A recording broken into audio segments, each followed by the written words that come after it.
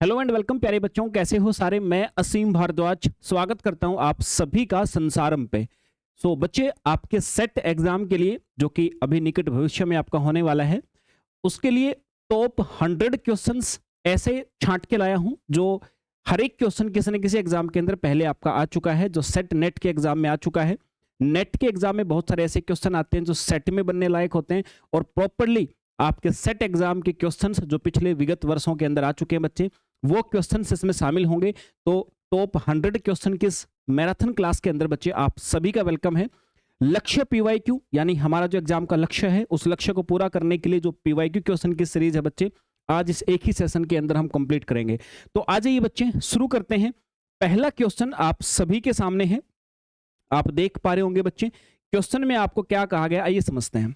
सबसे पहले क्वेश्चन ने बोला आपको कि भाई जो साइट्रिक एसिड साइकिल होती है, अब देखिए बच्चे, आपने कंसेप्ट पढ़े हुए होने चाहिए तो क्वेश्चंस के अंदर आपको अप्रोच अच्छी लगेगी। अगर आप बिल्कुल फ्री बैठे हैं, बिना दिमाग को बिल्कुल खाली करके बैठे हैं, कंसेप्ट पढ़े ही नहीं है, तो हो सकता है आपको बहुत सारे क्वेश्चन जो अच्छे लेवल के होंगे वो आपको ऐसा लगे कि पता नहीं क्या ही चल रहा है। तो एक्सपेक्टेशन करता हूं आप कंसेप्ट कर चुके हैं बच्चे, किसी भी स्टेज पे किए हो लेकिन कर चुके हैं, उसके बाद ही क्वेश्चन हम कर रहे हैं। क्वेश्चन दिया गया बच्चे, साइट्रिक एसिड साइकिल जिसको शॉर्ट में हम टीसीए बोलते हैं बच्चे, सिर्फ मॉलिक्यूलर ऑक्सीजन की मौजूदगी में काम करता है। ऐसा इसलिए होता है क्योंकि दोनों ही लैंग्वेज में लिखा हुआ है बच्चे, आप अपनी लैंग्वेज में कर सकते हो, मुझे ऐसी लैंग्वेज का यूज करना है जो हिंदी मीडियम और इंग्लिश मीडियम दोनों बच्चों के लिए अच्छा हो। तो आपसे पूछा है कि साइट्रिक एसिड साइकिल ये कहाँ पे होती है बच्चे। साइट्रिक एसिड साइकिल आपकी होती है जब रेस्पिरेशन की प्रोसेस होती है, जब श्वसन की प्रोसेस होती है। आपसे पूछा इसमें ऑक्सीजन की मौजूदगी क्यों होती है, मतलब जब ऑक्सीजन है तभी ये प्रोसेस क्यों होती है, इसका जवाब आपसे पूछा है। तो चार ऑप्शन आपके सामने दिए गए हैं बच्चे, इन चारों ऑप्शन में से सही क्या है आइए समझते हैं। ये पूरी एक्सप्लेनेशन है बच्चे जो मैंने आप सभी के लिए बनाई है, ताकि पीडीएफ जब आपको मिले तो आप लोग घर पे इसको रिवाइज कर सको। टीसीए साइकिल का फुल फॉर्म क्या होता है बच्चे, ट्राई कार्बोक्सिलिक एसिड साइकिल, और इसे हम दो और नामों से भी जानते हैं, इसको क्रेब साइकिल भी कहा जाता है और साइट्रिक एसिड साइकिल भी कहा जाता है।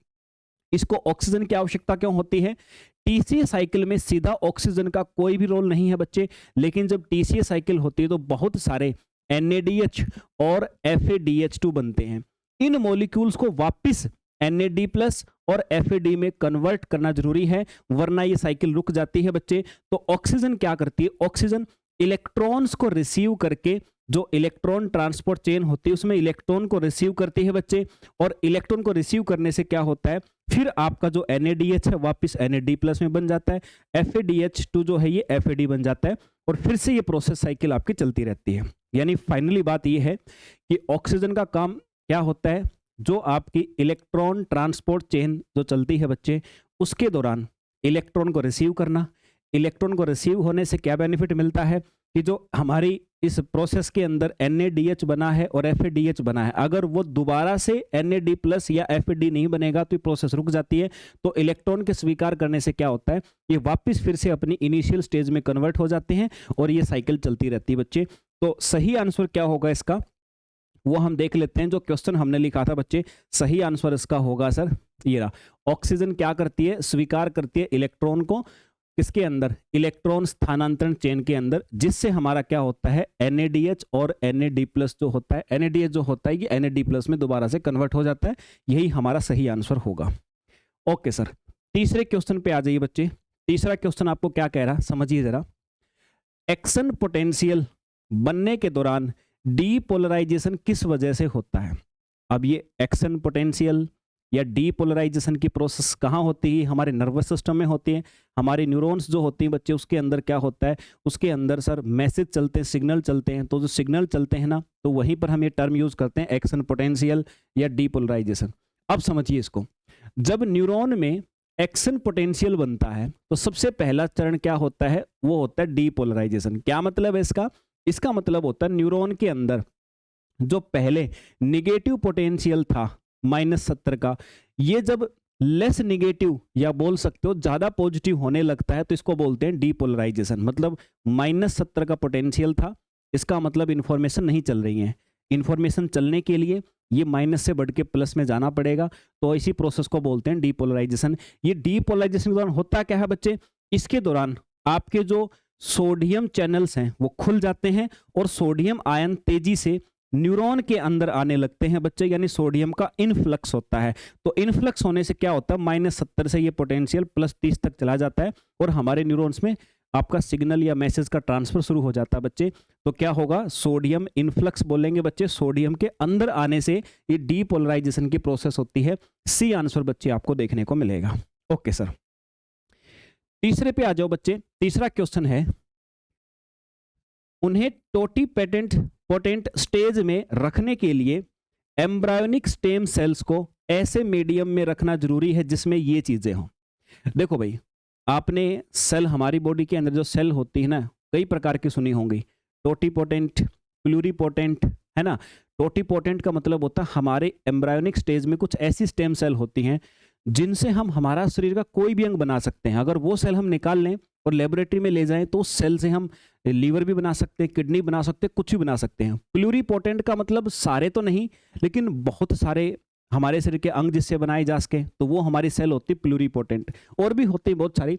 यहाँ बोला है कि भाई जो टोटीपोटेंट अवस्था है हमारी सेल की, उसको मेंटेन रखने के लिए एम्ब्रायोनिक स्टेज में हमें जिस माध्यम में उसको रखना होता है उसके अंदर क्या चीजें होनी चाहिए बच्चे।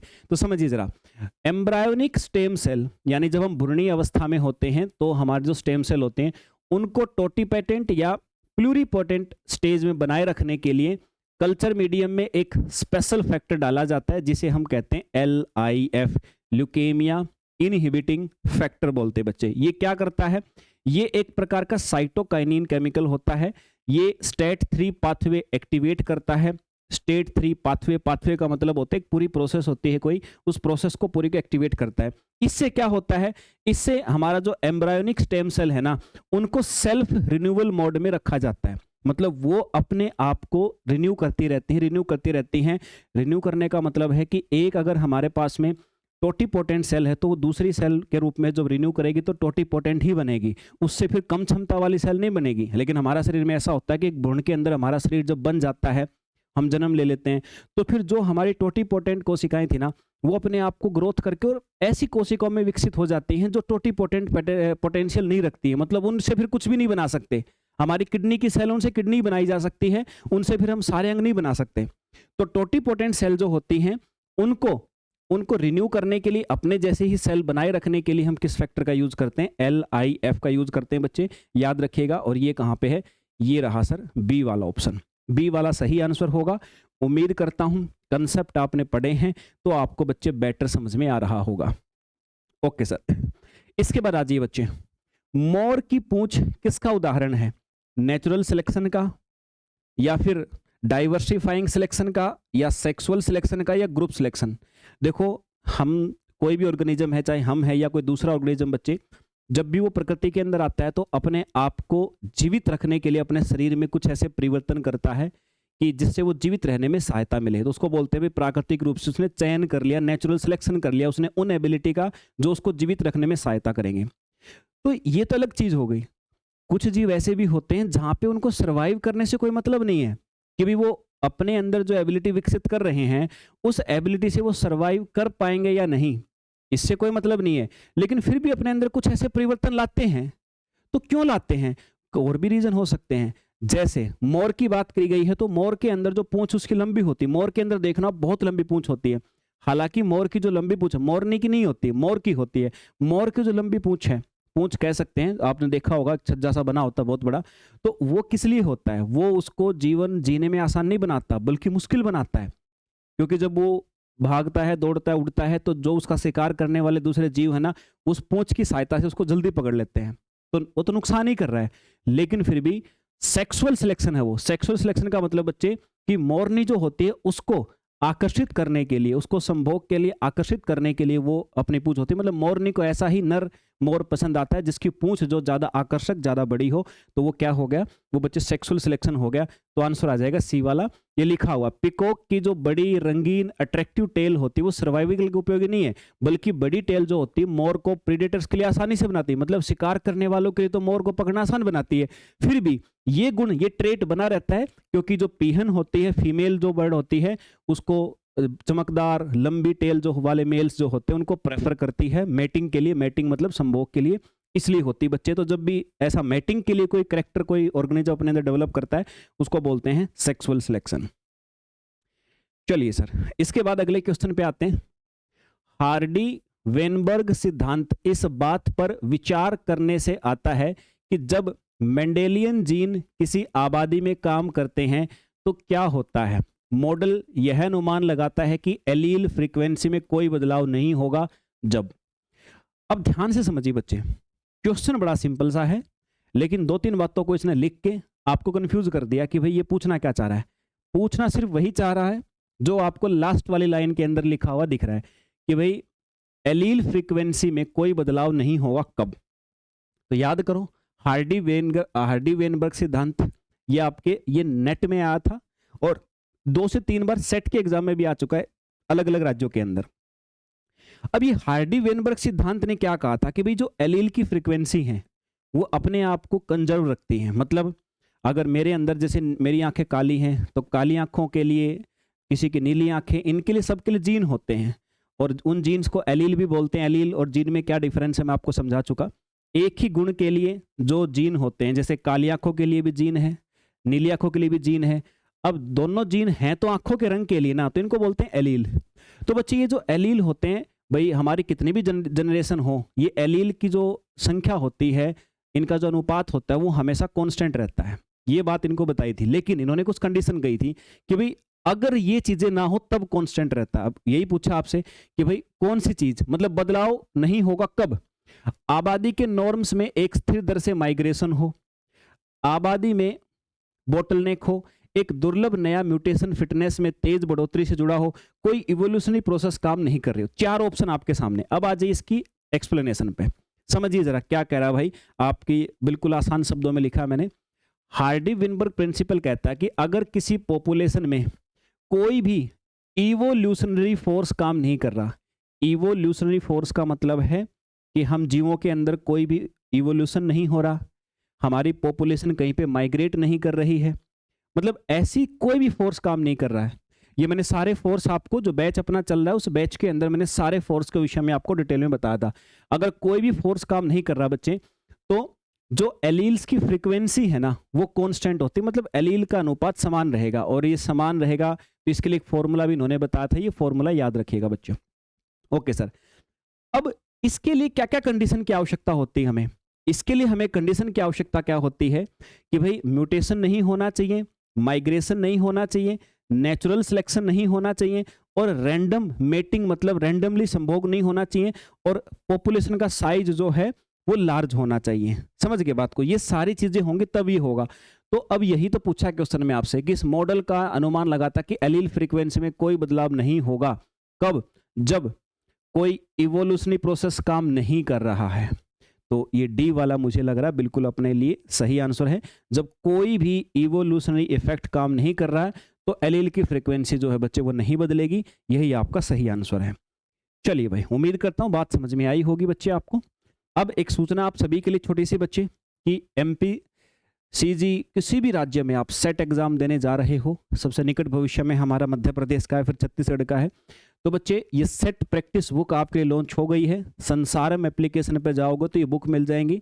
1300 से ज़्यादा प्रैक्टिस क्वेश्चन इसके अंदर हैं और पिछले 5 सालों में जितने भी आपके आसपास के राज्य हैं, सारे राज्यों में जो आपके क्वेश्चन, जो आपके एग्जाम्स हुए हैं सेट के, वो सारे क्वेश्चन बच्चे आपको देखने को मिलेंगे। सिलेक्ट करके आपको दिए हैं इसमें लाइफ साइंस के। और इस बुक का प्राइजिंग की बात करोगे तो 450 लिखा है, लेकिन प्राइजिंग आपको आपके घर तक का बता रहा हूँ बच्चे मैं, 299 299 रुपये में आपके घर पे ये बुक आ जाएगी। सारा डिलीवरी वगैरह सब कुछ मिला करके 299 रुपये। आप एप्लीकेशन पे जाओगे संसारम पे, बुक्स वाला सेगमेंट मिलेगा तो वहाँ पे पेमेंट करेंगे तो आपके घर पे तुरंत रवाना हो जाएगी बच्चे, आपके घर पे पहुँच जाएगी।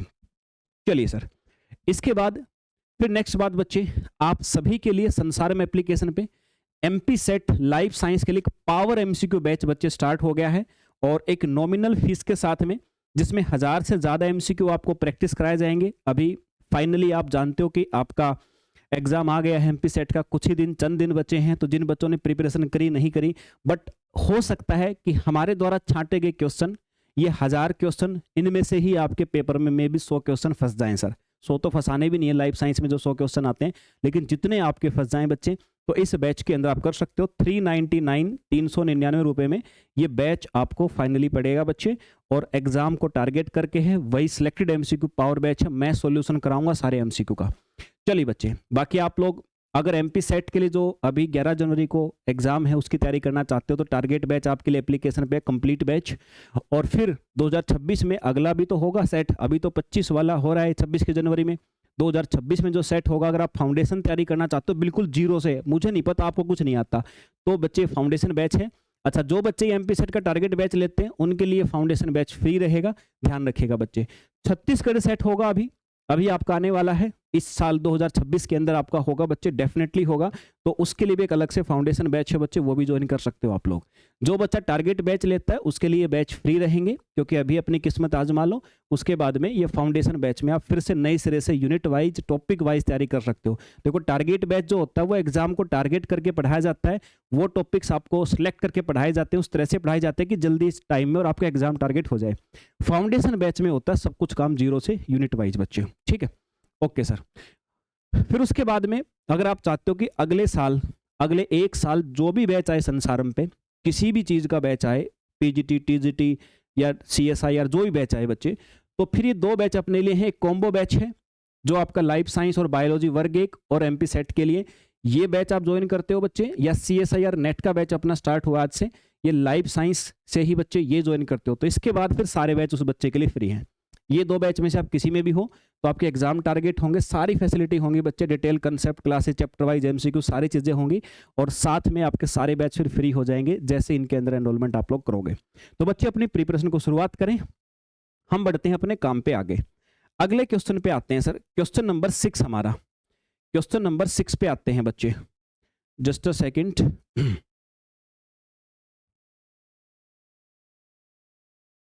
यस, क्वेश्चन नंबर 6 पे आते हैं बच्चे।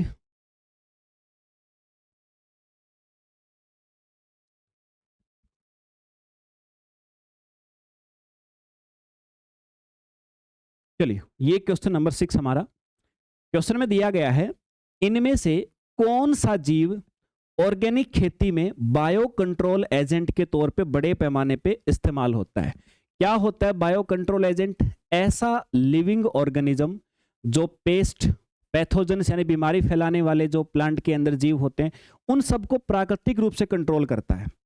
ऑर्गेनिक फार्मिंग के अंदर केमिकल पेस्टिसाइड की जगह पे हम क्या करते हैं, बायो कंट्रोल एजेंट का उपयोग करते हैं।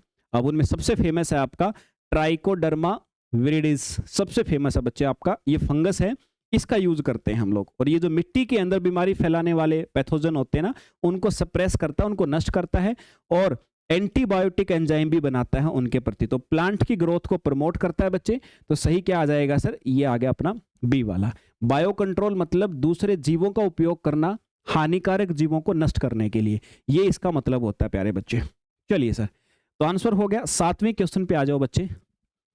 Major stimulus for spore formation in bacteria is, bacteria में जो स्पोर होता है, स्पोर मतलब कि भाई उसको अपनी जनरेशन आगे बढ़ानी, जैसे हमारे अंदर स्पर्म है तो बैक्टीरिया के अंदर जो स्पोर बनता है वो बनाने के लिए मुख्य रूप से स्टिमुलस मतलब उसको कौन उत्तेजित करता है, उसको कौन ऐसा प्रेरित करता है कि तुम स्पोर बनाओ, तो वो करता है मेरे भाई, ए आएगा न्यूट्रिशन की कमी।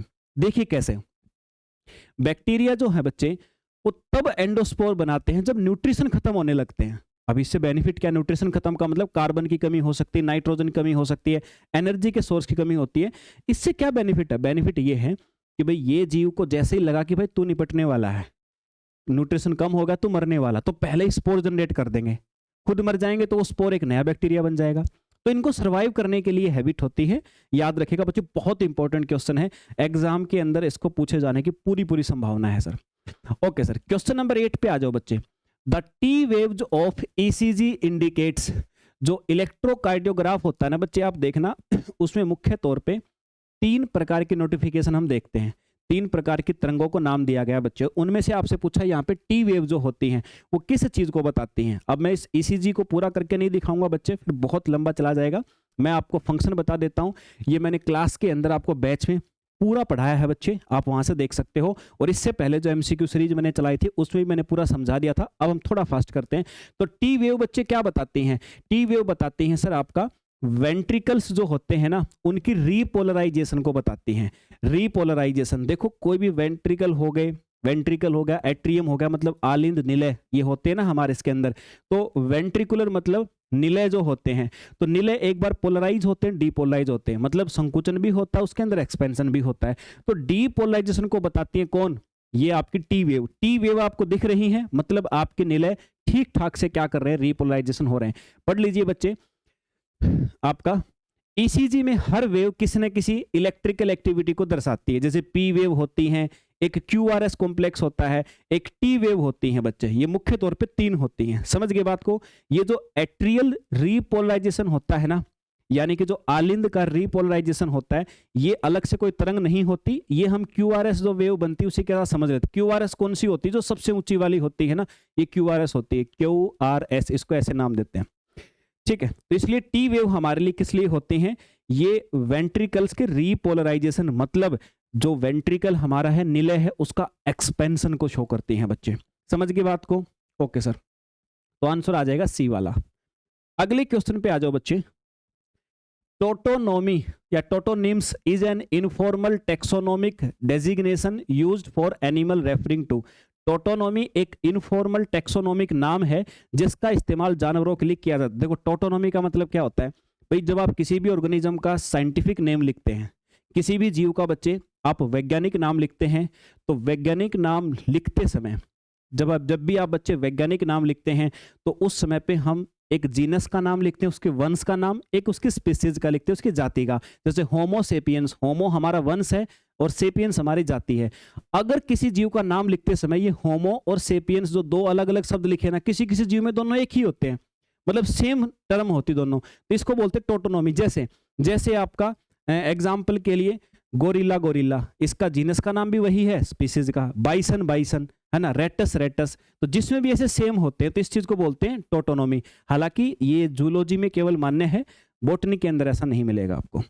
चलिए सर, समझ गए होंगे बात। तो क्या आ जाएगा इसका? जीनस और स्पीसीज को एक ही नाम, यानी ए वाला इसके अंदर आंसर आपको देखने को मिल जाएगा बच्चे। अगले क्वेश्चन पे आ जाइए।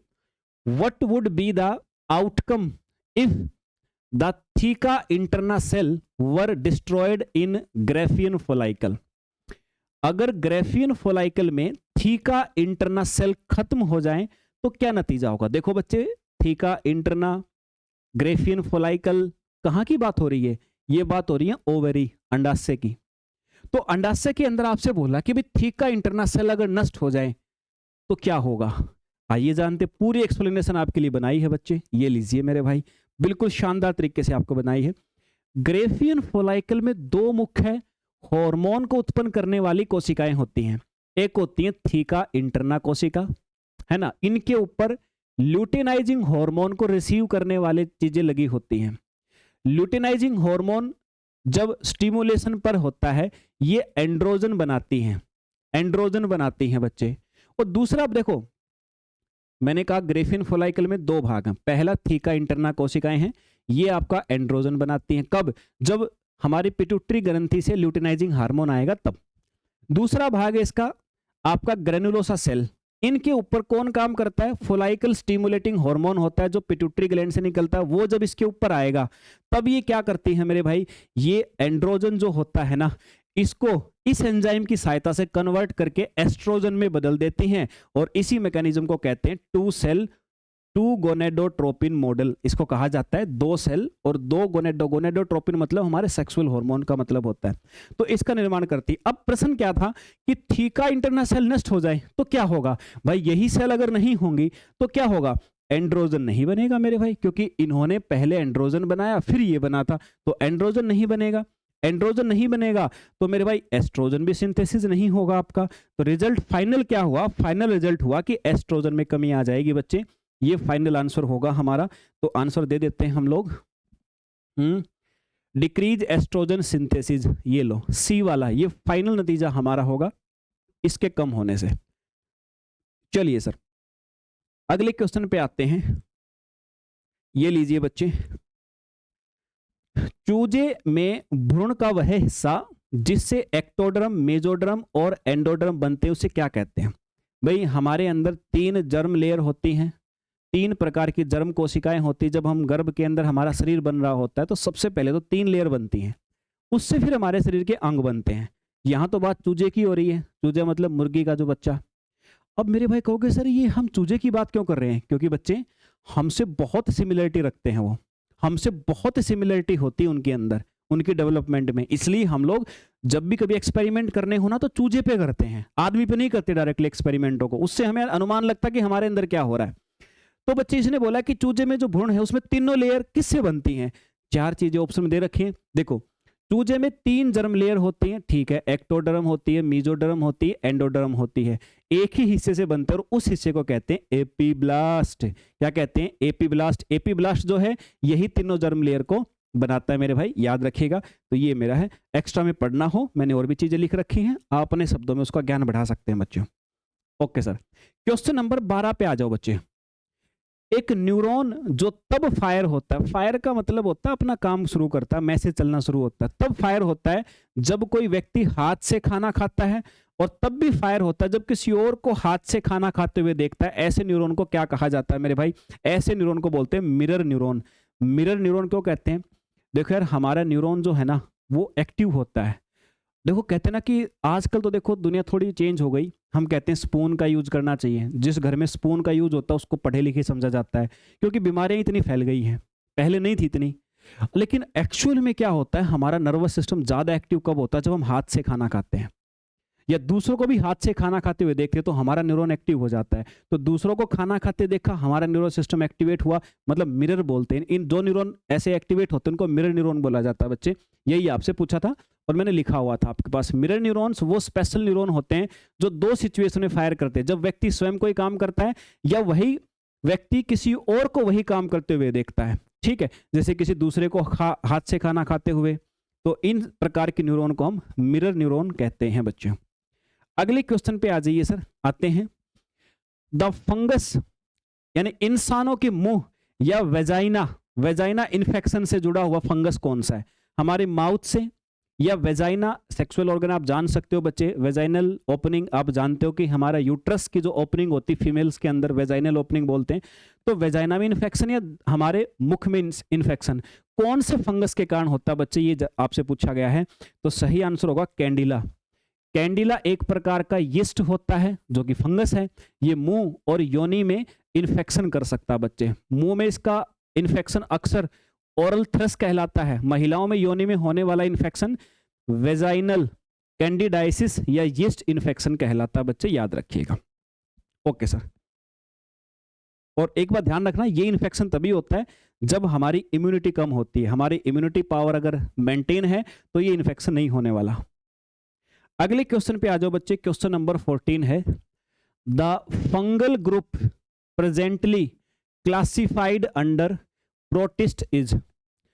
अभी जो प्रोटिस्ट हैं उसके तहत कौन सा फंगस ग्रुप रखा गया? देखो भाई हमारे पास जो फंगस है ना, कुछ फंगस, कुछ कवक ऐसे हैं जिनको हमने अलग से एक फंगस बना रखा कैटेगरी, लेकिन कुछ फंगस को आज भी हमने प्रोटिस्टा की कैटेगरी में रखा है। भाई बहुत सारे ऑर्गेनिज्म ऐसे हैं जिनकी सारी प्रॉपर्टी आज हमारे पास क्लासिफाइड नहीं है, या अगर हैं तो बहुत सारे ऐसे जीव हैं जो ना तो सारी प्रॉपर्टी फंगस वाले रखते हैं, ना ही सारी प्रॉपर्टी वो प्रोटिस्टा वाले रखते हैं बच्चे।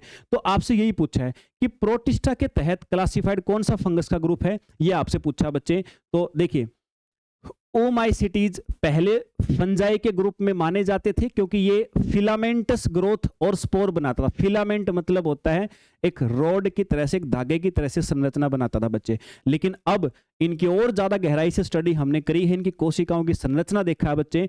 तो ये प्रोटिस्ट, ये किस में रखे गए हैं? प्रोटिस्टा के अंदर रखे गए हैं बच्चे, याद रखेगा। इनको सिंपली हम बोलते हैं एल्गी लाइक प्रोटिस्टा, इनको हम बोलते हैं शैवाल जैसे प्रोटिस्टा कहते हैं बच्चे।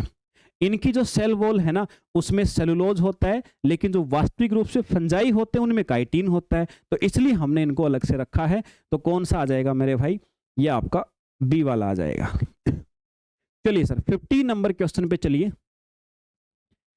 इन which of the following condition is basal metabolic rate the lowest? Basal metabolic rate आधार उपापचय दर किस स्थिति में हमारी कम होती है, आपसे पूछा है। आधार उपापचय दर का मतलब, बसल मेटाबॉलिक रेट का मतलब होता है हमारे शरीर में जितनी भी केमिकल रिएक्शन हो रही हैं, जितनी रासायनिक अभिक्रियाएं हो रही हैं, उन अभिक्रियाओं के बाद में कुछ एनर्जी बनती है, और वो एनर्जी जब हम रेस्ट कर रहे होते हैं या कुछ भी कर रहे हैं, तो हमारे शरीर के अंदर जो प्रक्रियाएं चल रही हैं ना, जैसे हमारा हार्ट बीट कर रहा है, कुछ भी कर रहा है, तो उनमें यूटिलाइज होती है। तो बीएमआर का मतलब है उस एनर्जी का उत्पादन होना जो हमारे शरीर के अंदर जो क्रियाएं हो रही हैं उनमें एनर्जी देती रहती ताकि वो चलती रहें बच्चे। तो इसको कम कौन करता है, ये आपसे पूछा बच्चे, जो आपके सामने कंडीशन दी गई है। देखो भाई, ये रहा, 4 ऑप्शन दिए गए हैं। अब पहले एक्सप्लेनेशन समझ लीजिए मेरे भाई, कौन करता है। बीएमआर का मतलब क्या है, वह एनर्जी होती है जो हमारा शरीर रेस्टिंग स्टेज में अपने बेसिक फंक्शन जैसे सांस लेना, हार्ट बीट करना, सेल को रिपेयर करना, इसके लिए खर्च करता है। फैक्टर कौन अफेक्ट करता है इसको, सबसे पहला बीएमआर नॉर्मल रहता है कब, जब हम जाग रहे हैं या रेस्ट कर रहे हैं। स्लीप के दौरान बीएमआर थोड़ा सा कम होता है जब हमारी बॉडी रेस्ट करती है, क्योंकि कम एनर्जी खर्च हो रही है। हायर एनवायरमेंट टेम्परेचर, बीएमआर बढ़ सकता है इससे, क्योंकि बॉडी हीट रेगुलेशन के लिए एनर्जी चाहिए होती है। अच्छा, प्रोलॉन्ग्ड स्टारवेशन, बहुत लंबे समय तक हम भूखे हैं तो बीएमआर सबसे कम होता है, यानी लंबे समय तक भूखे रहेंगे बच्चे तो ये बीएमआर कम हो जाएगा, क्योंकि एनर्जी बनेगी ही नहीं तो खर्च कहां से हो गई। तो मेरे भाई लंबे समय तक भूखे रहने से क्या होगा, बीएमआर घट जाता है, याद रखिएगा। ओके सर, 16 नंबर पे आ जाओ बच्चे। द मैमेलियन oocyte, यानी स्पर्म के अंदर एंट्री से पहले जो मैमल्स के अंदर oocyte सेल डिवीजन के किस स्टेज पर रुक जाता है।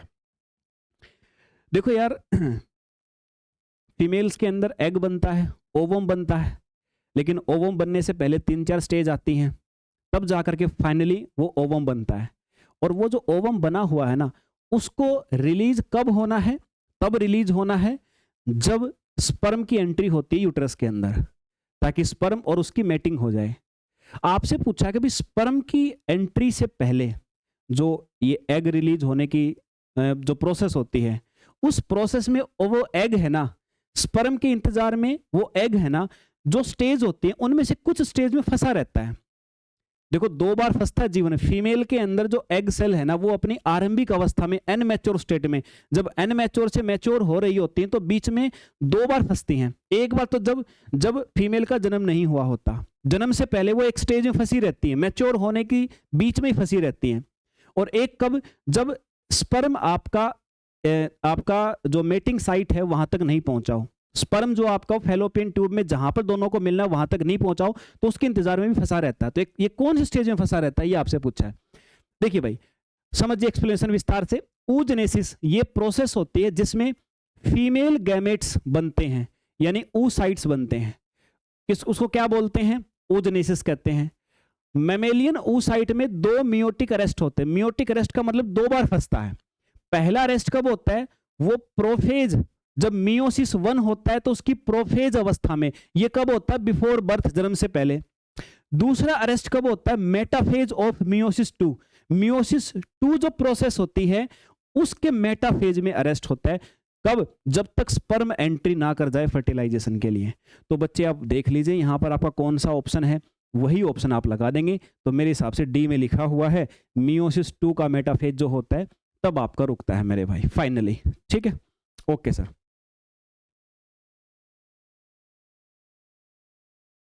अगले पे आ जाओ, क्वेश्चन नंबर 17 है। कॉपिंग एरर्स, हिंदी में ही पढ़ता हूं ताकि आप सभी को कंफर्टेबल लगे।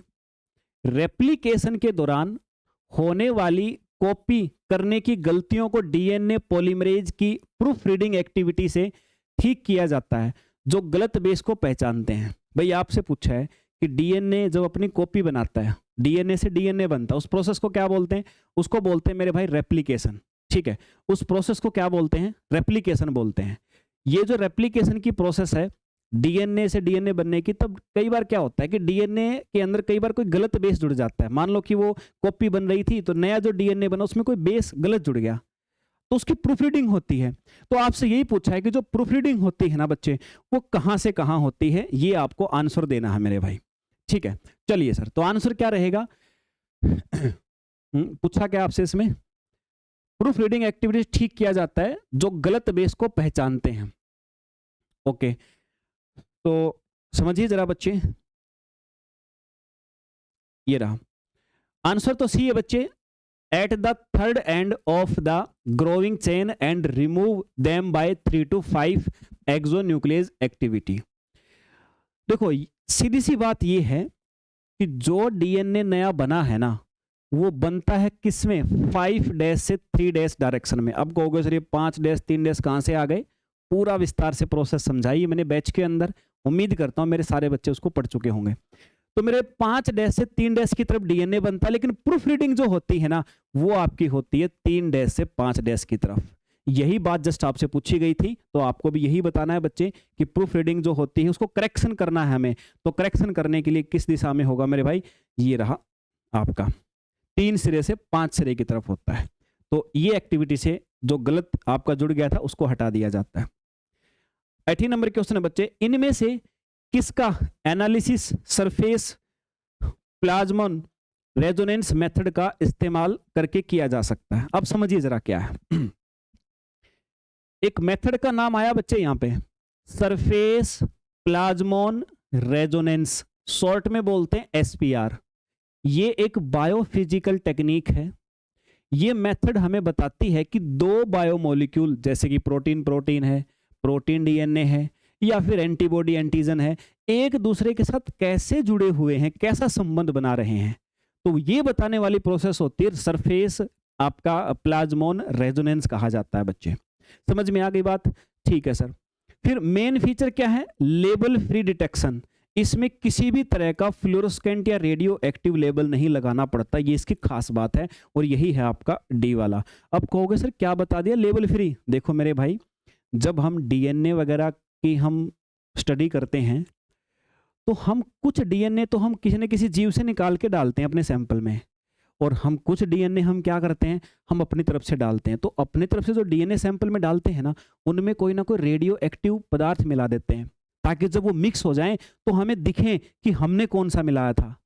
तो ये जो रेडियो एक्टिव तुमने मिलाया है ना, उसमें इसको बोलते हैं लेबलिंग करना। आपने लेबल कर दिया उसको पहचानने के लिए। तो ये जो मेथड है ना मेरे भाई एसपीआर, इसमें लेबलिंग की आवश्यकता नहीं होती है, और ये दो बायोमोलिक्यूल्स के बीच के रिलेशन को हमें बताता है। दैट्स इट, ये आपका डी आंसर हो जाएगा। ओके सर, बड़े शानदार क्वेश्चन है बच्चे, साफ कह रहा हूं। जो एमसीक्यू अभी प्रैक्टिस में करवा रहा हूं, शानदार तरीके से कर लियो, क्योंकि तुम्हें आइडिया नहीं है कि पेपर के अंदर कैसे फंसने वाले हैं।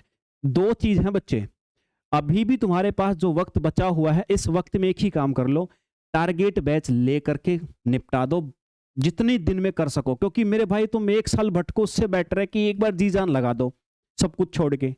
टारगेट बैच में जाओ, एनरोल करो और निपटा दो सारे लेक्चर। उसके बाद फिर मेरे एमसीक्यू हैं, इनको लगा लो। पूरी पॉसिबिलिटी है क्वेश्चन यहीं से फंसेंगे, क्योंकि कोई क्वेश्चन आप देख लो ऐसे ही नहीं उठा के लाया हूं मैं।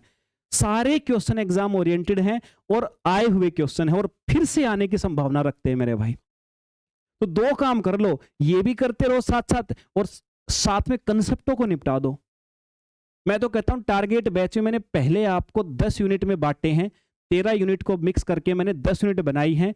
रिलेटेड टॉपिक्स को साथ करके पहले उन 10 यूनिट को कर दो, बाद वाला तुम करो ना करो बाद की बात है, वो करके फिर एमसीक्यू लगा लो। ये सेट निकल जाएगा तुम्हारा 100%, गारंटी लेता हूं मेरे भाई। आ जाओ 19 नंबर पे, सेलुलर अमीनो एसिड का COOH ग्रुप सेल के अंदर इनमें से कौन सा बॉन्ड बना सकता है। देखो भाई, अमीनो एसिड जो होता है उसमें दो मेन ग्रुप होते हैं, केमिकल्स होते हैं। एक तो अमीनो ग्रुप होता है, एक कार्बोक्सिलिक एसिड ग्रुप होता है, ठीक है।